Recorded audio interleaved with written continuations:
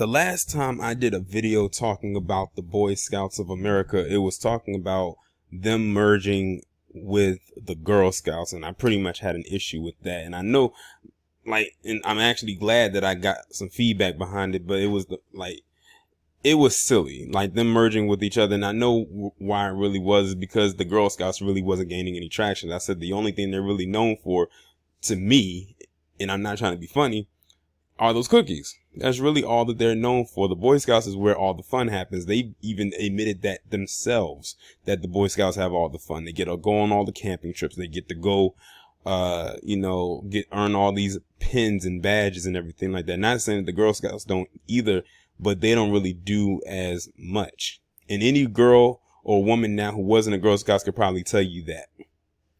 But I'm not here to talk about that today. I'm here to talk about the pedophiles that are within the book, and should not shock anyone. Because I've come to realize that the Boy Scouts of America and the Catholic Church literally almost work like a pair. It's just that they're two different entities, but they run almost the same type of, I guess you could say, debauchery yacht. That they're pretty much all on the same cruise. So this article that came from NBC News states, Boy Scouts of America have a pedophile epidemic. That's a very loaded quote right there. Pedophile epidemic. And are hiding hundreds in its ranks. They said the abuse and scouting lawyers said they've identified 350 predator scoutmasters and represent 800 victims.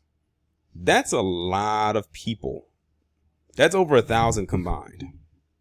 And I'm not the least bit surprised this happened. And I bet you I know where most of it happens at. I bet most of this happens on those camping trips. Because a lot of the times the boys are not there with their parents. So they're ripe for the picking for those leaders. Like they probably had them set their sights set on them the minute they decided they wanted to be a part of the Boy Scouts, but they couldn't do anything because their parents were always around. But then the minute they go on those camping trips and the parents aren't there, and those camping trips be like a week long, anything can happen in those cabins. The Boy Scouts of America are continuing to cover up a pedophilia epidemic within their organization, a group of lawyers alleged Tuesday in a new lawsuit. The abuse of scouting lawyers said they've identified 350 previously unknown scoutmasters and volunteers who allegedly preyed on boys and whose names were not known to law enforcement or in the BSA's internal database, which critics have called perversion files. You can't look at these files and not come to the conclusion that this was a massive problem that was hidden, attorney Tim Kosnoff said at a press conference. We know that when a pedophile abuses a victim, it's not just one. So each of the 350 abusers have dozens of other victims who have not come forward. The revelation that the lawyers had identified a small army who they claim are previously unknown scout sex abusers was contained in the lawsuit filed Monday in Philadelphia by a Pennsylvania man identified only as SD, who claims he was assaulted hundreds of times over the span of 4 years in the 1970s. SD, who lives in Wilkes-Barre, identified his attacker in the lawsuit as Paul Antosh, who also lives in the Pennsylvania city. I just heard about this lawsuit. Antosh, age 62, told NBC News when reached by phone at the Poconos motel he manages. Asked if the allegations are true, Antosh said, "I'm in the process of hiring counsel." Well, he didn't say yes and he didn't say no.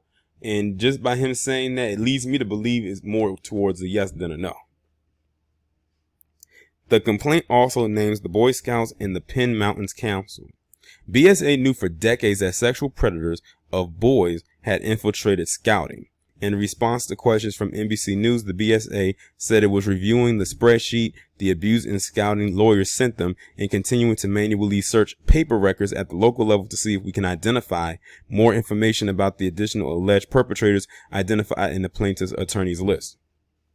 We immediately investigated the limited information provided, and our efforts have already resulted in approximately 120 reports to the lead law enforcement agency in each state with an accusation of abuse. We have also contacted local law enforcement for all the cases in which enough information was provided to identify the correct agency. In a quick review, the Abuse in Scouting Lawyers spreadsheet, NBC News found that at least half a dozen former scout leaders had been previously unmasked as predators and were listed in the BSA's so-called perversion files. NBC News also asked the BSA whether Antosh was still involved in scouting. There was no immediate response to that question from the scouting organization. The BSA, which has been hit with a raft of lawsuits by former scouts who said they were victimized, had acknowledged that it has maintained ineligible volunteer files since the 1920s that contain the names of alleged predators. But the organization insists the internal database is a tool designed to keep sexual abusers out of scouting and has denied hiding the names from law enforcement of scout leaders accused of molesting boys. Facing mounting legal costs from defending itself against lawsuits, the venerable nonprofit organization said in 2018 it began considering filing for Chapter 11 bankruptcy protection.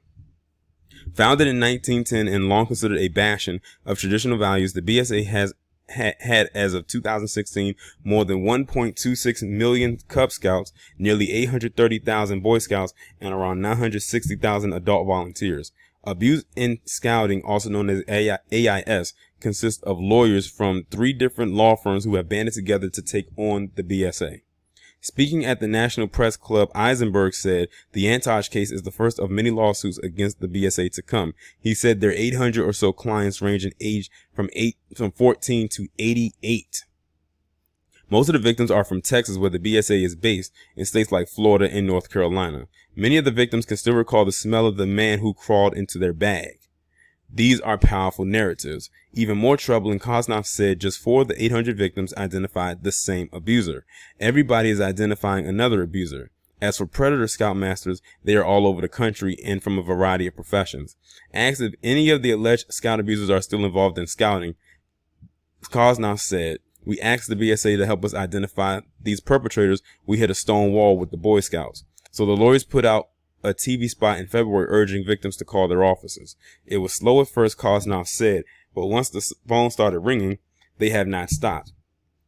Eisenberg called on Congress and local prosecutors to take a closer look at the BSA. He said they would also be happy to share what they have found with local law enforcement.